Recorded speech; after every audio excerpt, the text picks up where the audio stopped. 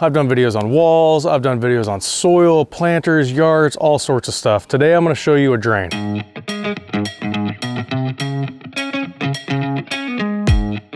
And what we're going to do is we're going to put a drain behind this wall. So the drain is basically going to function for any oversaturation that doesn't seep into the soil. It's going to get into my drain. I'm going to send it a different direction so it doesn't pile up, put too much pressure, cause rot, anything like that. And I want to show you the right way, or at least one way that I like to do it for walls like this. What we're going to do is we have our landscape fabric down below underneath our drain.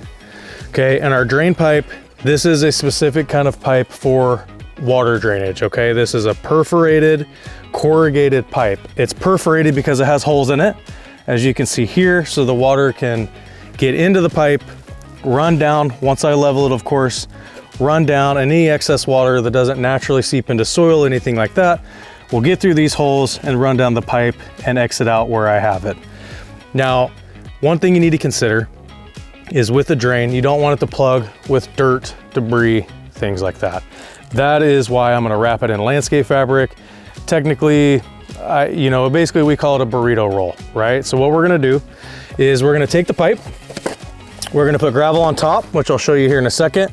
We're gonna protect the gravel and the pipe, wrap it, and once it's wrapped, you can put soil on top. The soil won't clog the holes, the perforated holes or anything like that. Protects it over time, and that way it has a clean exit when that water goes through the landscape fabric into the pipe, and then daylight it out or into a dry well, whatever your exit's gonna look like. So we're gonna show you that.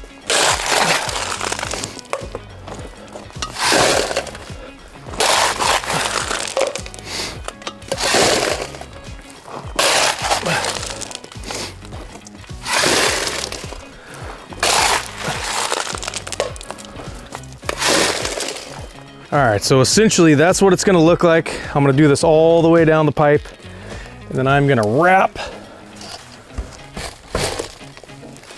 the pipe like so.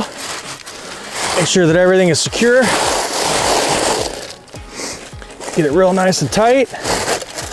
I'll probably pin it, or I'll put a little bit of rock on top just to hold it. But now no soil can get in there, so that water can drain through the soil, through the fabric, through the rock. Any excess will go straight into the drain, and then we'll exit that water out so it doesn't build up too much pressure.